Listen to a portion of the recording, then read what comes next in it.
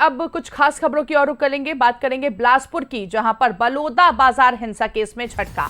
अमित बघेल समेत 3 की जमानत याचिका को खारिज कर दिया गया है। हाईकोर्ट ने हिंसा भड़काने को बताया गंभीर अपराध। भीड़ को उकसाकर बिगाड़ी गई शांति व्यवस्था, सरकारी संपत्ति को करोड़ों का नुकसान हुआ है। ऐसे मामलों में जमानत नहीं दी जा सकती है, हाईकोर्ट का इस तरह का कहना है।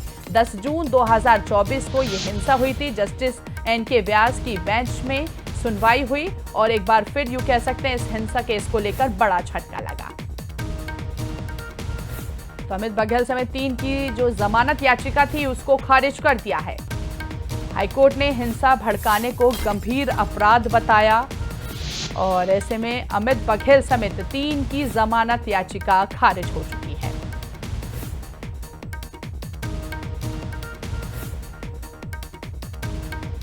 भीड़ को उकसाने बिगाड़ी गई थी शांति व्यवस्था, सरकारी संपत्ति को भी करोड़ों का नुकसान हुआ था।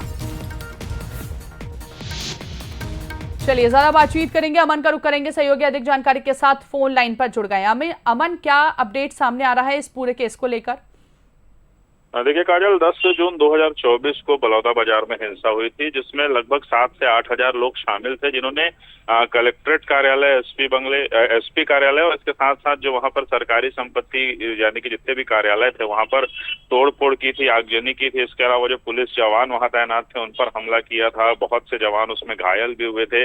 बहुत से लोगों की निजी संपत्ति को भी नुकसान हुआ था और इसी मामले में अमित बघेल और उनके कुछ साथियों को आरोपी बनाया गया है, जिसके खिलाफ उन्होंने याचिका लगाई थी और जमानत मांगी थी कोर्ट से। कोर्ट ने सुनवाई के दौरान ये कहा है कि ये बहुत ही संगीन अपराध है और इससे करोड़ों की संपत्ति का नुकसान हुआ है राज्य सरकार की, और इसके साथ ही इस तरह के अपराध करने वाले को जमानत नहीं दी जा सकती, कोर्ट ने स्पष्ट तौर पर कहा है। हालांकि याचिका में अमित बघेल ने कहा था कि उनके एक सह आरोपी को जमानत दी है कोर्ट ने और उसी आधार पर उन्हें भी जमानत दी जाए, लेकिन कोर्ट ने साफ कहा कि जो आरोपी जिनको जमानत मिली है उनका कोई पुराना आपराधिक रिकॉर्ड नहीं था, लेकिन अमित बघेल और जो उनके 3 साथी हैं उनके पुराने भी आपराधिक रिकॉर्ड है। ऐसे में साफ तौर पर उन्हें जमानत देने से कोर्ट ने इनकार किया। वैसे में देखना होगा कि क्या डिवीजन बेंच की ओर रुख करते हैं अमित बघेल या फिर इस फैसले को ही अंतिम माना जाता है। हालांकि जो कुछ भी होगा भविष्य में सामने आएगा। बहरहाल बड़ा झटका अमित बघेल और उनके 3 साथियों को। चलिए बहुत बहुत शुक्रिया अमन, हम तक जानकारी पहुंचाने के लिए।